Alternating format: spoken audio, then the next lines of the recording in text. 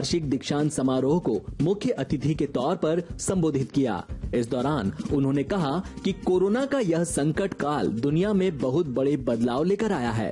Post Covid दुनिया बहुत अलग होने जा रही है और इसमें सबसे बड़ी भूमिका तकनीक की होगी। कोविड-19 ने दुनिया को एक बात और सिखा दी है।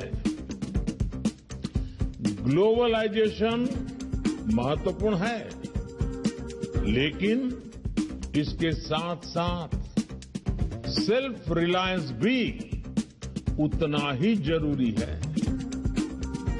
साथियों, आत्मनिर्भर भारत अभियान आज देश के नौजवानों को, टेक्नोक्रेट्स को, टेक एंटरप्राइज लीडर्स को अनेक नई अपॉर्चुनिटीज देने का भी एक अहम अभियान है।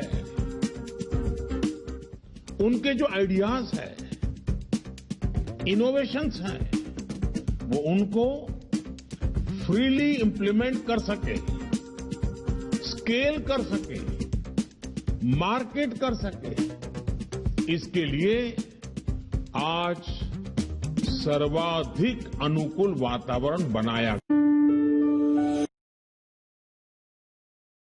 संस्थान के नाम एक और उपलब्धि दर्ज हो गई है। शनिवार को श्रीहरिकोटा के सतीश धवन स्पेस सेंटर में PSLV C-49 रॉकेट छोड़ा गया। यह लॉन्च दोपहर करीब 3:12 पर हुआ। यह अपने साथ EOS-01 और दूसरे 9 कमर्शियल सैटेलाइट लेकर गया।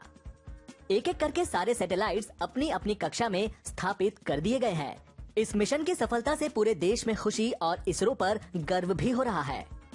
पीएम मोदी ने ट्वीट करके कहा कि आज PSLV C-49 EOS-01 मिशन के सफल प्रक्षेपण के लिए भारत का अंतरिक्ष उद्योग इसरो को बधाई देता हूँ।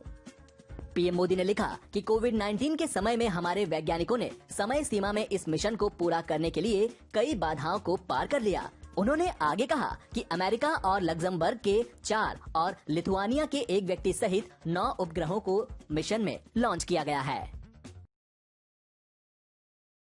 कोरोना वायरस वैक्सीन भारत में उपलब्ध होने पर उसके डिस्ट्रीब्यूशन की पूरी तैयारियां जोरों पर हैं। सरकार की ओर से बनाए गए एक एक्सपर्ट ग्रुप ने एक ब्लूप्रिंट तैयार किया है। इसमें कोरोना टीका कैसे और कब और किसे लगेगा, इसका पूरा प्लान मौजूद है। सरकार स्कूलों और आंगनवाड़ी की इमारतों को भी टीकाकरण केंद्र की तरह इस्तेमाल करने की तैयारी में है। कोविड-19 के खास टीकाकरण अभियान चलेगा। केंद्र सरकार कोरोना वैक्सीन के लिए ईविन प्लेटफॉर्म का भी इस्तेमाल करेगी। उसके लिए और सुधार किया जा रहा है। कोरोना वैक्सीन आप तक पहुंचने के लिए सरकार की क्या क्या तैयारियां हैं, इस पर एक नज़र डालते हैं। केंद्र सीधे वैक्सीन खरीदेगा और राज्यों और जिलों में मौजूद नेटवर्क की मदद से पहले प्राथमिकता समूहों को टीका लगेगा। सरकार प्रायोरिटी के आधार पर टीका मुफ्त में देने की योजना बना रही है। प्राथमिकता सूची में 4 कैटेगरीज हैं। पहले हेल्थ वर्कर्स, फिर फ्रंटलाइन वर्कर्स, इसके बाद 50 साल से ज़्यादा उम्र के लोगों व आखिर में अन्य बीमारियों से ग्रस्त लोगों को टीका लगेगा।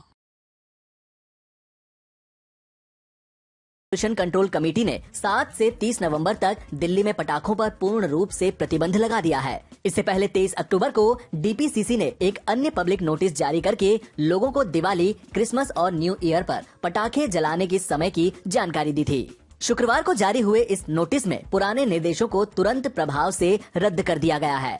पर्यावरण मंत्री गोपाल राय ने कहा कि सभी तरह के पटाखों पर यह रोक रहेगी। एक सवाल के जवाब में गोपाल राय ने साफ किया कि अगर कोई बैन का उल्लंघन करता है तो एयर एक्ट के तहत अधिकतम 1 लाख रुपए का जुर्माना भरना पड़ेगा। DPCC ने नए नोटिस में कहा कि राजधानी की हवा दिन प्रतिदिन बिगड़ती जा रही है। 5 नवंबर की शाम 6 बजे एयर क्वालिटी इंडेक्स 435 पर था। यह गंभीर श्रेणी में है। वहीं दूसरी तरफ कोविड-19 की तीसरी लहर भी राजधानी में शुरू हो चुकी है। ऐसे में अगर पटाखे जलाए गए तो लोग सोशल डिस्टेंसिंग का पालन भूल सकते हैं। साथ ही प्रदूषण भी काफी गंभीर हो जाएगा। इसी वजह से पटाखों पर यह प्रतिबंध लगाया।